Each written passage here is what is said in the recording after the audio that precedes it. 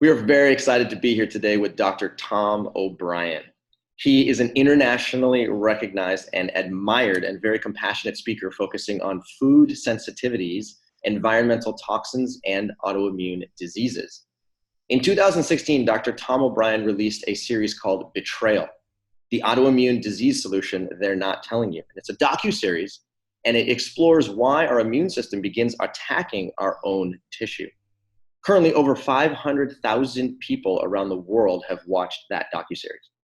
Now, Dr. Tom OBryan is also considered the Sherlock Holmes of chronic disease, and he teaches that recognizing and addressing the underlying mechanisms that activate your immune system is the map towards understanding how to live a longer and healthier life sustainably.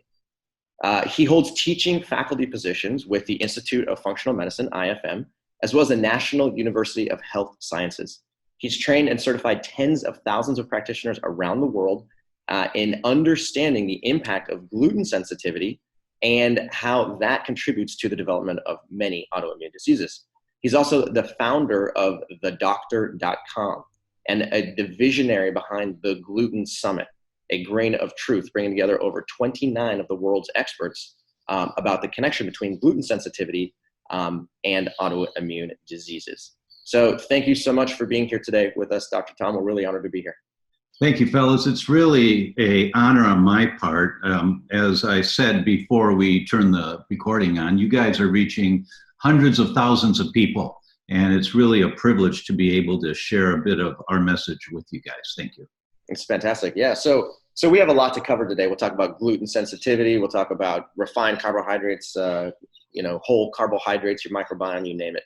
First question for you today is, can you give our listeners a little bit of understanding of what the microbiome is? Because I know it's central to your philosophy and understanding how autoimmunity happens in the first place.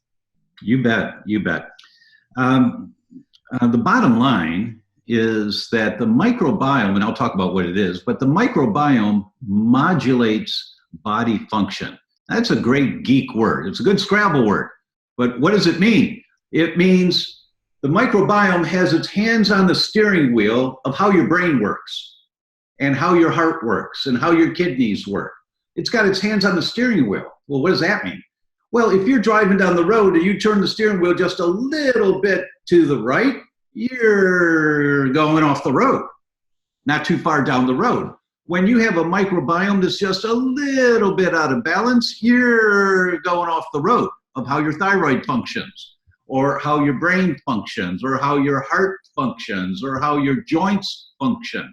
That there are hundreds and hundreds of studies of how the microbiome modulates your body function. We thought the brain was the master. No, the brain is actually, I call it the second brain. The first brain is in the gut. That for every message from the brain going down to the gut, there are 9 messages from the gut going up to the brain. So who's running the ship here? Who's got its hands on the steering wheel? So what is the microbiome? It's, Mrs. Patient, your gut is a tube. It starts at the mouth, goes to the other end. If you could take a donut and just stretch it out, and if you could look down that donut, that's your gut. That's your intestines. It's 20, 25 feet long, winds around in the middle there.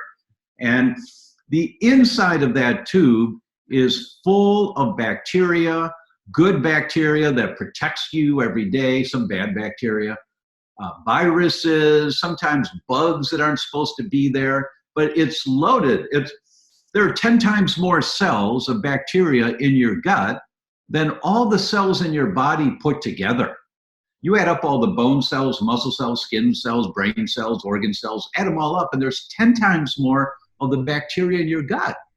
And I used to say, I heard a researcher present that on stage about, 15 years ago, about 300 of us. And I'm sitting in the second row and I go, wait a minute. And I just raised my hand and he stopped and he got a little smirk on his face. He said, yes, doctor. I said, did you say 10 times more cells in the gut than in the rest of the body? He said, yes. how is that possible?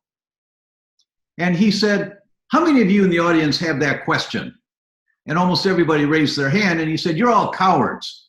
This doctor is the only one that's got the guts to look like a fool. So, right? Like, I don't know. So sure. Right? I remember when I first heard that statistic, I was like, wait a minute, how is it possible that you have 10 times the bacterial population that you do human cells inside of your body? Like, just from a volume perspective, it doesn't really make sense. Right. Well, here's how it works. If you're walking along the beach and you walk a mile of beach and it's beautiful and you're contemplating and enjoying the weather and the sun and all that, you walk a mile. But if in that mile of beach, you've got a bunch of inlets that go in and out and inlets that go in and out like this, and you're walking a mile on the beach, you're walking a mile and a half or a mile and 3/4. There's more surface, water, beach surface, because there's all these little coves, alcoves, or little inlets. And that's your gut, because the inside of the tubes are lined with shag carpeting. The shag carpeting are called microvilli. And then inside, in between all the shags, is packed and packed and packed with billions, not billions, millions of bacteria there in the gut. That's why there's 10 times more cells of bacteria, because they're all packed in alongside the microvilli, not inside them, but in between them. There's all that surface area. The surface area of the gut, if you were to stretch it out, studies used to say it's the size of a doubles tennis court. Now they say it's the size of a badminton court, which is smaller, but even a badminton court, if you could flatten out your gut, how much surface area is there? That's how big it is. Yeah, but it's condensed into the microvilli, and it's all packed with bacteria. Now, that bacteria has 100 to 150 times more genes than the human genome. The human genome, we know, is about 23,000 genes, something like that. But the bacteria in the gut is over 3 million genes. Now, genes control function. So when the genes get turned on for bacteria in the gut, for every one message from the brain going down to the gut, there are 9 messages from the gut going up to the brain. So when genes get turned on, they make proteins. So the bacteria makes proteins. They get into your bloodstream and go up to the brain and tell the brain, make more serotonin, make more melatonin, whatever the message is. And so 10 times more cells, 100 to 150 times more genes. With my peers, after we've been on stage all day and we have dinner, it's usually the second glass of wine when we're saying, are we humans with a whole lot of bacteria, or are we bacteria having a human experience? Because who's running the ship, right? Who's steering the boat? So that's the microbiome. It's critically important for any autoimmune disease condition or autoimmune mechanism. It doesn't have to be an outright disease. You can just be on track developing the disease, and you haven't killed off enough cells yet to where it's bad enough for a diagnosis. That's the autoimmune spectrum. So any autoimmune spectrum or disease requires, as part of the therapy, you deal with the gut, because that's where this thing is beginning. Okay, Dr. Tom, this is fascinating. So it's no secret that Cyrus and I are both living with type 1 diabetes. That's an autoimmune condition. We have a lot of people listening to this summit who are also living with type 1.5 diabetes. And many researchers believe there's actually more people living with type 1.5 than type 1. So it's a big deal. Can you talk to us? Can we get into some details around that topic and what's going on and how the microbiome is related there? Like, what are your thoughts on type 1 diabetes, type 1.5 diabetes, and what should people be looking for? Like, what's the cause? Like, let's talk about it. Well, first you identify if you're on the spectrum. If you're on the spectrum, means you've got elevated antibodies to one of the markers of diabetes, right? And we talked earlier about the 3 markers that you've checked for yourself. And so you identify, do I have elevated antibodies? Elevated antibodies are never neutral. By definition, if they're elevated, that's more than normal. And more than normal. See, Mrs. Patient, You have an entire new body every 7 years. Every cell in your body regenerates, every single cell except your teeth. So the question is, everybody wants to be a 10 in life. We all want to be perfect. We're not, but we want to be perfect. And your DNA is for a 10. But if your pancreas or your receptors, your insulin receptors are functioning at a 5.4 right now, I'm just making up the number.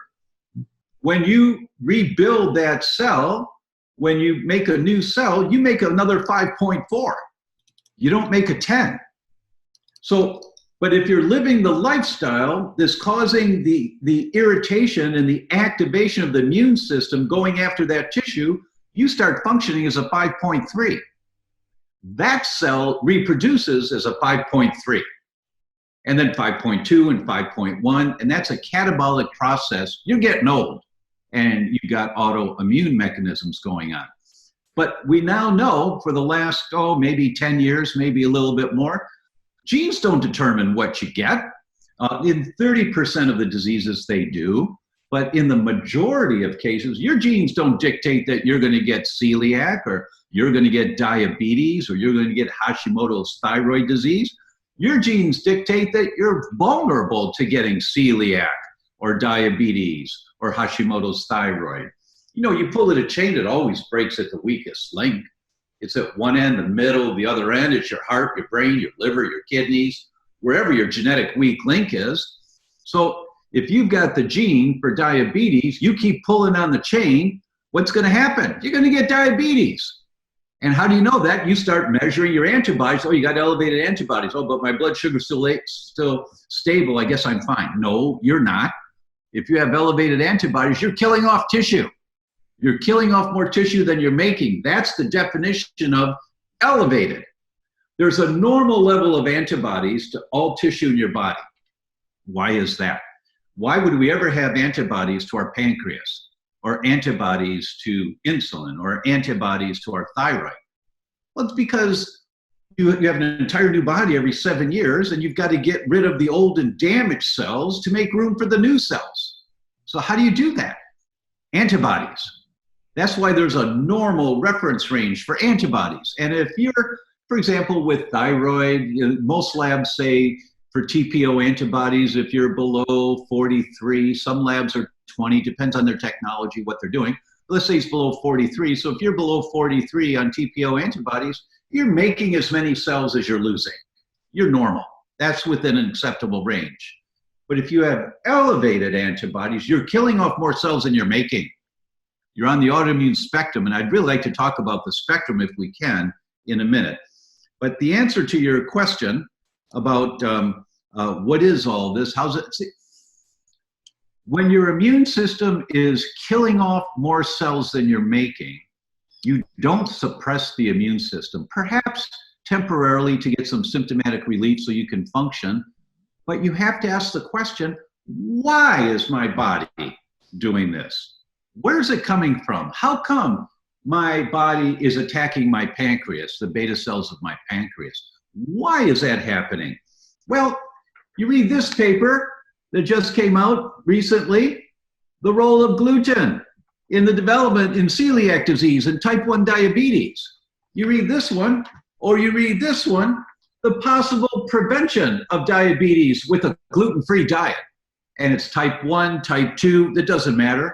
The studies are really clear that if you have a sensitivity to wheat, I'm using that as an example, there are many things that can trigger this. Dairy is really common, but there are many, just go to Google and type in wheat or gluten and diabetes and read the papers. Say, oh my God.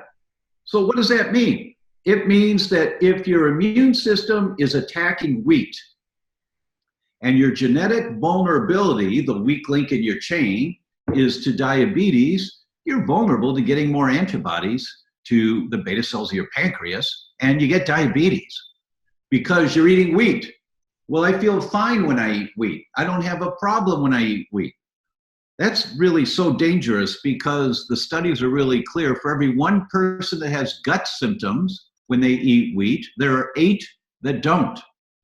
They've got blood sugar problems, they've got thyroid problems, they've got brain problems, and people don't associate when their blood sugar is going yo-yo that they ate pasta last night because they feel fine eating pasta. So people who have diabetes, absolutely, without doubt, 100% of them just have to check to see, do I have a sensitivity to wheat? Doesn't matter how you feel, because so many people, just read the studies, so many people reverse or arrest their diabetes going on a gluten-free diet. What does that mean? It means the antibodies come down to normal ranges and you're not killing off tissue anymore. You just have to read the studies. And all of this stuff that I'm talking about is in this book, which I published in 2016, and it won a National Book Award. Excuse me, but how many health books do you know that have won a National Book Award? And it's not because I'm a great writer. It's because it's, wow, I didn't know that. I didn't know that. I didn't know that. And it's written in language that people understand, you know, pull at a chain that breaks at the weak link and all that kind of stuff. So speaking of tests, we were speaking earlier about some good tests that you kind of were going to recommend that even I could get. So for somebody who's been on a gluten-free diet for 13 years now, I still have elevated IA2 antibodies. I'm looking at it right now. The level is 5.2. I'm supposed to be less than 0.8. I would wager that if you do the right test, you'll find you have a sensitivity to wheat. I would wager that, especially with IA2 antibodies. And so let's talk about the testing for a moment in this thing. You know, there's so much we could do, but we've got a limited amount of time. So if I can give you a couple of bullet points that are really good takeaways, I think your listeners will say, wow, I'm going to look into that. That just makes sense. So in the world of testing for a wheat-related disorder, it's not just gluten. Gluten's a component. You know, gluten's not bad for you. Bad gluten is bad for you. Because there's gluten in rice, there's gluten in corn, there's gluten in quinoa. It's not bad for you unless you're allergic to it. But it's the gluten in wheat, rye, and barley that's a problem for everyone. Everyone, every human. If you're human, if you're watching this and you're human, the studies say every human gets transient intestinal permeability, leaky gut, within 5 minutes of wheat coming out of the stomach going into the small intestine. Every human. Once again, that 8-to-1 ratio, it doesn't matter how you feel. You get slammed every time, every time. Transient intestinal permeability means it doesn't stay. It's transient. Well, how is that?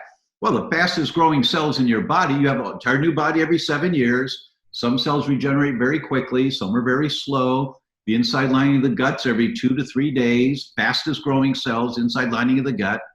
So you eat toast for breakfast, you tear the lining of the gut, but it heals. You have a sandwich for lunch, you tear the lining, but it heals. Pasta for dinner, you tear the lining, but it heals. Until one day, at 2 years old, 22 years old, 92 years old, you don't heal anymore. Now you've got pathogenic intestinal permeability or the leaky gut. Now, and so what causes that one day where you cross the line is called loss of oral tolerance. And that loss of tolerance is completely controlled by your microbiome. The more damaged your microbiome is, the more likely you cross into you lose oral tolerance. That's why the microbiome is so critical, is to bring some stability again, so that you don't have the leaky gut, and maybe we'll get into that. But to the testing, just to make sure we get that done. There are many components of wheat that are a problem for humans. There are the gluten proteins, of which there are many, the glutenin proteins, the amylase trypsin inhibitors, the gluteomorphins. They act like opium in your body. They stimulate the opiate receptors in wheat, the benzodiazepines in wheat. There's a bunch of different components in wheat that can be a problem for people. But almost every laboratory, when they test for a wheat sensitivity, they look at gluten, and they look at one gluten protein called alpha-gliadin. Really important to look at, but it's only one. The studies say there are 62. different peptides of poorly digested wheat that can trigger the immune response. Why are we only checking one? And I've been talking about this for 15 years, that we have to up our game in our laboratory testing. Finally, in January of 2016, Mayo Clinic published a study, and it was by Joseph Murray, Dr. Joe Murray, and his team. Now, Joe Murray is one of the 4 horsemen of celiac disease, I call him. The guys who've been around for 30 years, they've published hundreds of studies, and Joe Murray's the guy that has leather patches on the elbows of his sport coats, you know. He wears bow ties and horn-rimmed glasses. He's the geek of geeks. But his papers are so great to read because he's always writing to the clinician how to understand this really technical stuff. His team came out and said there's a new era in laboratory medicine. And the new technology called silicone chip technology allows blood tests that to be done that are 97 to 99% sensitive and specific, meaning they're on the money every time. That's never been heard of before. Laboratory tests are usually in the high 70s, maybe the low 80s, which we've always accepted as pretty good. And silicone chip technology can look at up to 6,000 antigens in one blood draw. 6,000. You heard it. And this is from Mayo Clinic. Unbelievable. Wow. That's a big deal, because we ask people to get the 5 big diabetes antibodies tested, and they struggle to get it done from their laboratories. Exactly. There's a new era in laboratory medicine, guys, and doctors don't know about it because they don't have time to read the studies. So you can go to my website, thedr.com, and just look up about the wheat zoomer, because you zoom in on the problem. And they look at 28 different peptides of wheat, not just alpha-gliadin. And download the information, take it to your doctor and say, please do this test. Please do this test for me. And if they refuse to do it for whatever reason, you can order the test on my website, and we'll find somebody to draw your blood where you live, right? So there's a way to get the test done one way or another. But I want doctors to learn about this, so please, it's better download the information on the wheat zoomer, take it to your doctor and say, hi, would you please look into this? And I've got the study there on the site from Mayo Clinic that talks about the validity of this. And there are a bunch of studies now. It's been 3 years. And there are a bunch of studies on this technology now and how accurate it is.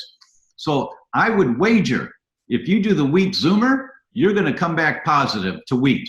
And you've been gluten-free for years. So let's talk about why that happens, because this is what affects insulin sensitivity and insulin resistance for so many people that are trying to be healthy, right? Peter Green, one of the other horsemen, the 4 horsemen in celiac disease, he's at Columbia. He published in March of this year, he took 804 different testers and he gave them testing equipment. And they went into gluten-free restaurants and they ordered from the gluten-free menu. And then when the waiter or waitress walked away, they pulled out their test equipment, put it on the table. When they delivered the food, they took the food, put it in the testing machine to see, is it really gluten-free or not? 32% of everything is not gluten-free on a gluten-free menu. This is 804 different restaurants. Wow. 32% of everything is not gluten-free. 54% of gluten-free pizzas are not gluten-free. 52% of gluten-free pasta is not gluten-free. But 32% of everything that they ordered is not gluten-free. So what does that mean? It means you're trying so hard not to throw gasoline and fuel the fire of inflammation, giving you diabetes. You're trying so hard, but inadvertently, you're throwing gasoline on the fire. Got it. Okay. That's why you do the wheat zoomer. And the only answer to this contamination thing, the only answer is that you have to be squeaky clean all the time, and you have to take digestive enzymes before you start eating gluten-free food, just to protect you. Yeah.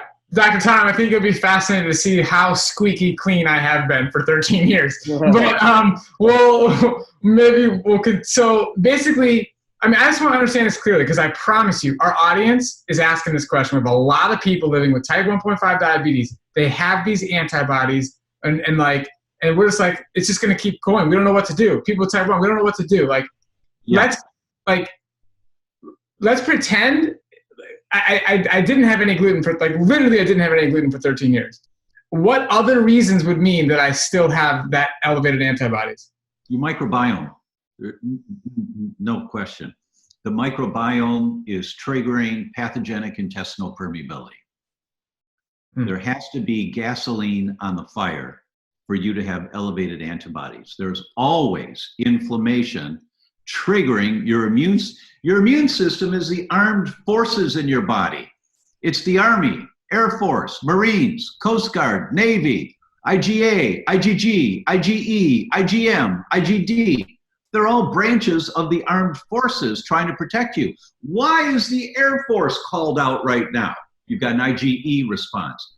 How come the Marines are called out? You've got an IgA response. Why is the Army called out? You've got an IgG response. The question is, why is that happening? What is it trying to protect you from? As opposed to, what pill do I take to feel better? You have to investigate, why is this happening to you? That's what this book is all about. Why is this happening? And you have to explore. I mean, it can be easily something like, if you live in an old house, there might be dust in the air because some of the paint is from before 1978. And there was lead in all the paint before 1978. So there's lead in the air. There's lead in the dust, and you're breathing lead, and you may have lead toxicity. Just Google lead and diabetes. It might be that you've got elevated antibodies to phthalates. What are phthalates? Those are the chemicals that mold plastic, like BPA, bisphenol A, in water bottles, and many other things. Well, just Google phthalates and diabetes. And if you've got elevated antibodies to phthalates, the phthalates stick on any of these toxic chemicals. When they get in your body, if your detox pathways aren't good enough, what happens is that these chemicals are in circulation and they bind onto proteins. And when they bind onto proteins, your immune system says, what is that? That is not albumin. That's like, it looks kind of like albumin, but what is that? That's a mutant. We better fight that. Now you make antibodies to the BPA on the albumin. And when you make antibodies to the BPA on the albumin, you destroy the albumin. Now your immune system has to make antibodies to albumin to get rid of that old and damaged cell. And when you're drinking water every day, you're drinking spring water from plastic water bottles, so you're getting BPA every day. If that's your genetic sensitivity, binding onto albumin, you get elevated antibodies to albumin. That caused chronic anemia in my 9-year-old son. That was not quite 30 years ago. And that's how I learned about this molecular mimicry mechanism, right? And for him, it was mercury that was doing it. And because he loved tuna fish, and this is before everybody knew that tuna fish had mercury in it 30 years ago. And so he'd have tuna fish sandwich a couple, 3 times a week. And he got mercury toxicity, and it caused anemia, elevated antibodies to fibrinogen for him, because the mercury was binding onto fibrinogen. It doesn't matter what tissue it binds onto. Your immune system, trying to protect you, is going to go after that. And if you've got the genetic vulnerability for diabetes, that's the molecular mimicry mechanism, you're going to get elevated antibodies to diabetes. Okay, so I know you also touched on the fact that Hashimoto's hypothyroidism has become more prevalent in our society today. And there's actually a growing number of people who test positive for antibodies against their thyroid function and or beta cell function and or celiac. So it almost seems like in the research that you showed and beyond, there's a lot of researchers who are talking about an axis of being the thyroid, celiac, type 1 diabetes, pancreatic axis. The 3 of these tissues are talking to each other, and antibodies in one tissue can increase your risk for antibodies in other tissues. Can you give a little bit more detail about Why is that happening? And specifically for people who are living with Hashimoto's hypothyroidism like myself, Sure. what options are available for actually decreasing the severity of and or reversing? Because there's a lot of people right now that are suffering from that and don't have any solutions. Yeah, so here's the paradigm that people have to embrace. And you don't embrace this paradigm because you listen to one hour talk from me, right? You've got to really explore this. So read the book, right? Just read the book to see. And oh my God, I didn't know this. Nail polish has phthalates in it. Every time you put nail polish on, you get phthalates in your bloodstream within 3 to 5 minutes. What? And if you have elevated antibody to phthalates, you're poisoning yourself. Okay, so you just have to understand there are so many different things. It's overwhelming, but you take it one step at a time.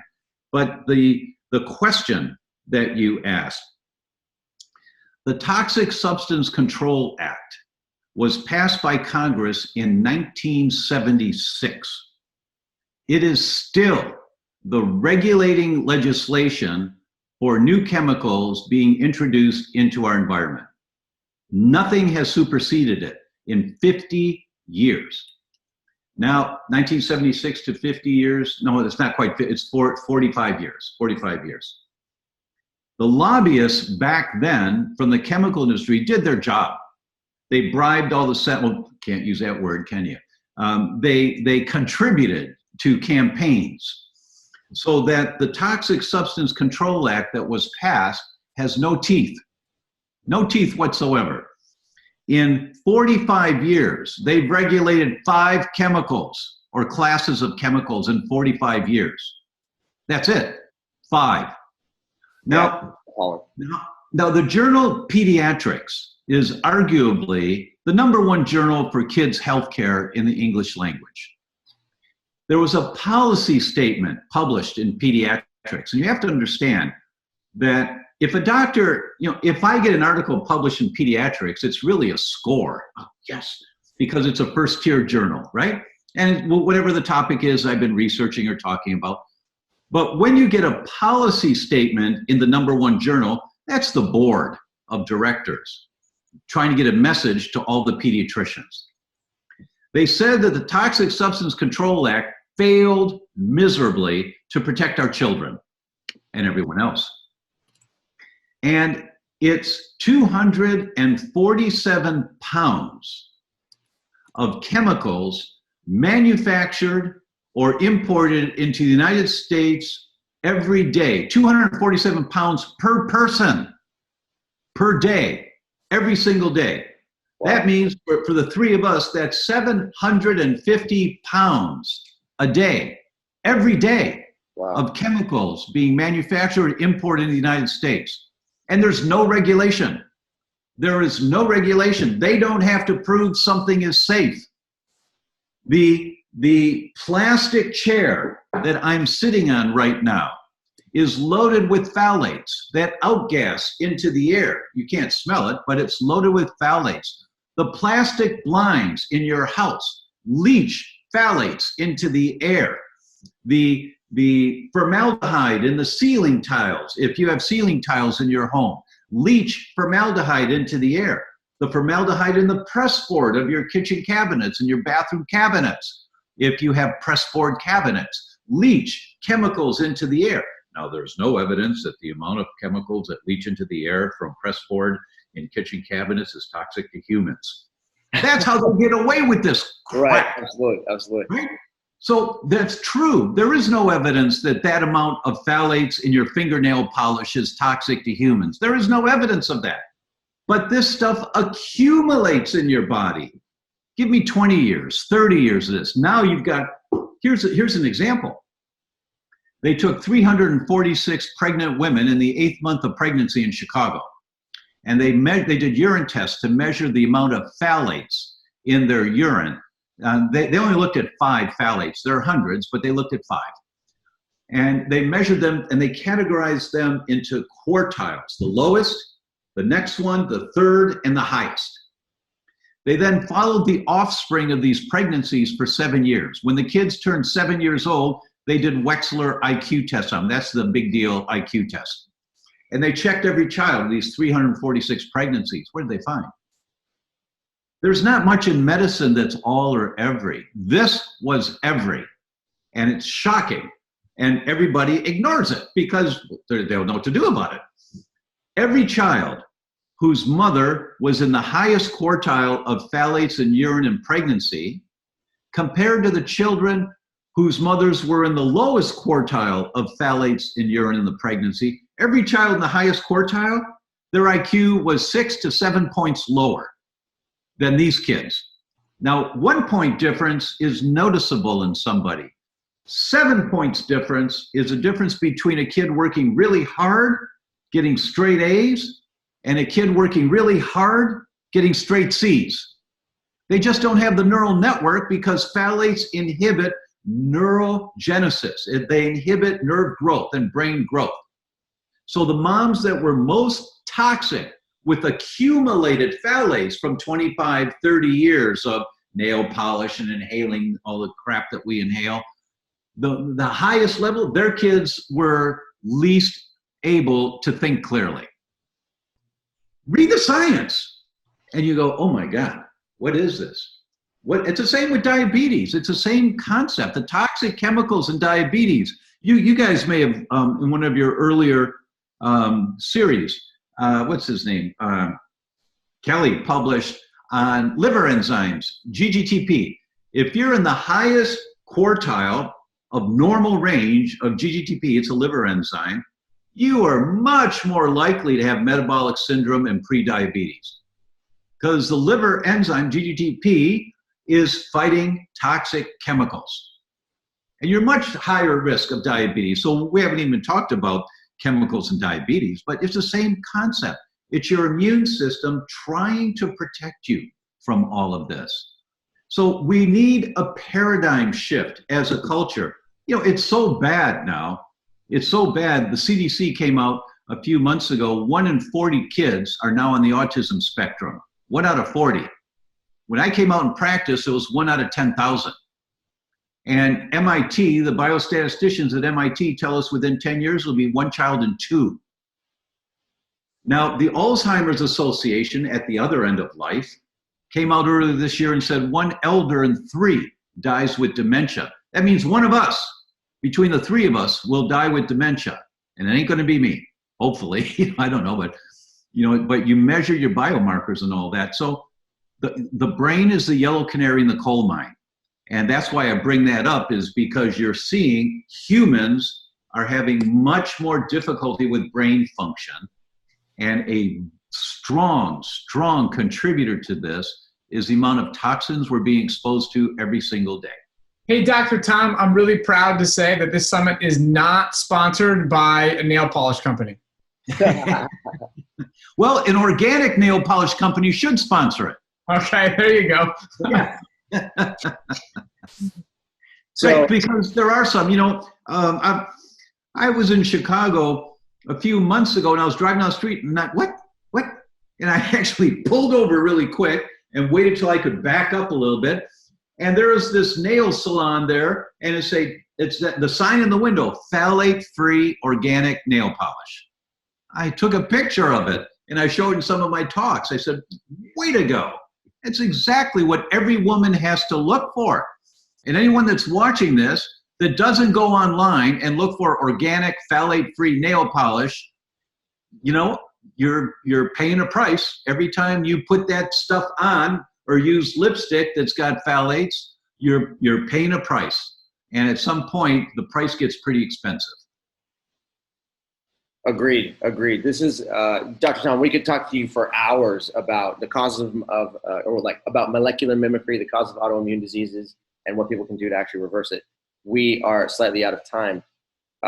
So where can people learn more about you online? Brag about yourself, tell them what books they can read and how they can find more information. Oh, thanks so much. There's 3 things that can really help people. It'll take you a few months. And my newest book, that came out last year, #1 in 7 categories on Amazon for brain function, is You Can Fix Your Brain. But it's the subtitle here, just 1 hour a week to the best memory, productivity, and sleep you've ever had. And that's not a cutesy subtitle. It's the only way to be successful in this, because I know I've overwhelmed you. I know I have, and I'm sorry. But it's like, wake up. We all have to wake up. You can't be doing the same thing expecting a different result. That's the definition of insanity. So you have to understand where all this is coming from. And how do you do that? Every Tuesday night after dinner, or every Sunday after services, whenever it is, but every week you tell your family, this hour I'm going to dedicate to learning more about health for us as a family. 1 hour a week, every week. You're going to listen to this interview again. You're going to listen to all the interviews in this summit again. You're going to read the book and maybe read like 10 pages in the book. 1 hour a week, that's all. You can't get this stuff too quickly.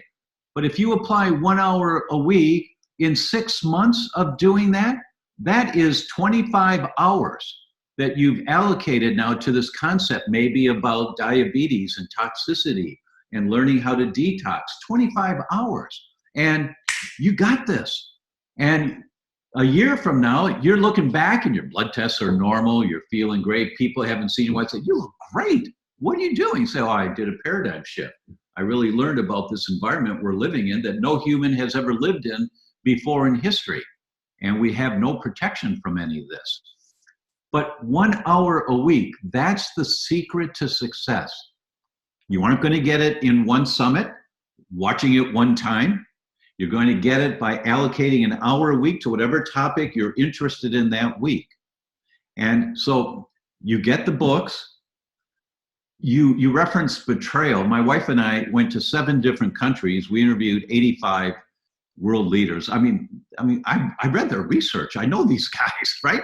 So I knew the questions to ask, like Professor Yehuda Schoenfeld in Tel Aviv. This guy, at the time I interviewed him, 28 of the PhD students who got their PhDs in immunology under him, there are many more, but 28 of them chair departments of immunology in med schools and hospitals around the world. This is the Godfather.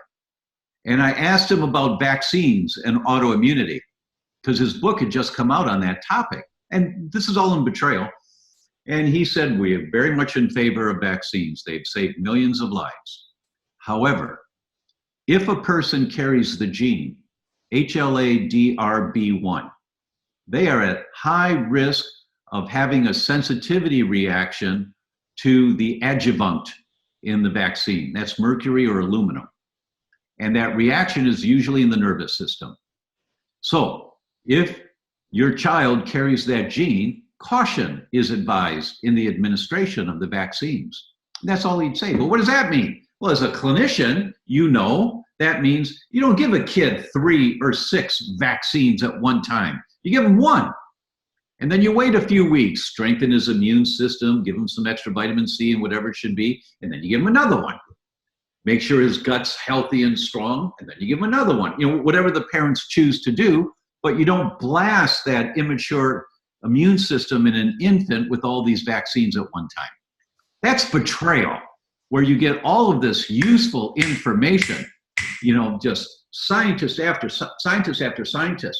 And then we interviewed the doctors who were reading the papers of the scientists and applying the principles in their practice.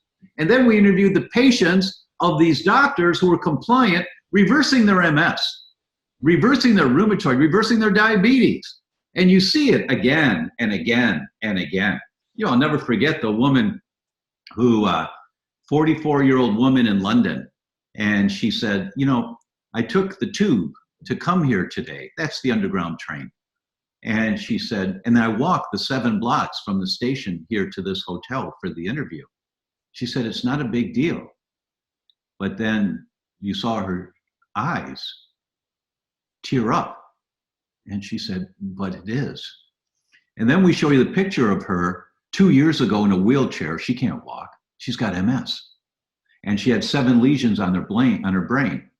And here she is today, no symptoms, with 2 lesions left on the brain. You reverse lesions on the brain when you get rid of all this gasoline on the fire. And we've got study after study after study on that. So that's betrayal, the autoimmune disease solution they're not telling you. That's the name. And we've had, now it's 700,000 people have watched it. And it's free. It's all free. So it's at thedr.com. If you go there, you'll find Betrayal. So between the books and Betrayal, I think that's a really great place to start. But the key to everyone, I hope you hear this, the key is 1 hour a week. And you may do more, but just be kind to yourself. You can't get this all at once. I've had many research papers I've had to read 3 times, 4 times, because I don't know what they're talking about. You know, I had to look up words and do what it takes, but don't overstress yourself. Be patient, be kind, take care of yourself, and you will get this if you stay persistent. I'll give you one last point, and if I may, please. Please, go for it. 1984, a microbiologist named Barry Marshall writes a paper, and he says, you know, I think that sometimes ulcers are caused by a bacteria. And the whole world said, what a nutcase you are. Everybody knows ulcers are caused by too much acid and you have to take antacids. And he was ostracized when he went to seminars and things. His peers just didn't want to talk to him. They laughed about him. So what did he do? He did an endoscopy, put a tube down his stomach, took pictures of the healthy pink tissue of his stomach. Then he drank a beaker of a bacteria called Helicobacter pylori. He drank a beaker, waited 2 weeks until he was as sick as could be. Then he did another endoscopy, took a picture of the ulcers in his stomach. Then he took the antibiotics to kill the Helicobacter, waited a few weeks until he was better. Then he took a picture again of the healthy pink tissue of his stomach. Then he published it. Then everybody knew he was a nutcase. But he proved that sometimes bacteria can cause ulcers.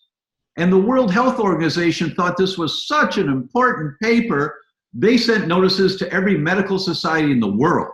Send this out to every doctor. Why? Because the #1 cancer in the world at the time was stomach cancer, and stomach cancer comes from a Helicobacter infection. So if they could identify a Helicobacter infection early and just wipe it out with antibiotics, they would reduce the risk of stomach cancers. Well, everybody still treated him like a nutcase, but 21 years later, the guy wins the Nobel Prize in physiology. And they said, and this is the exact language, who with tenacity and a prepared mind challenged prevailing dogma. Every one of you needs tenacity, 1 hour a week. That's tenacity every week, but 1 hour, because you're out of your zone trying to learn this stuff. Doctors don't understand this. So 1 hour a week and patience, who with tenacity and a prepared mind. This is how you prepare your mind, right? This summit is how you prepare your mind. Challenge prevailing dogma. You got to do something different or you're going to get the same result that everybody else gets. So with that, I'll pause. Yeah, no, this is actually really good, because when you break it down and educate people about the fact that it's, you know, it's going to take a while to learn, but that an hour a week, which everybody can make time for, is really all that it takes to really dig into the science and really dig for answers.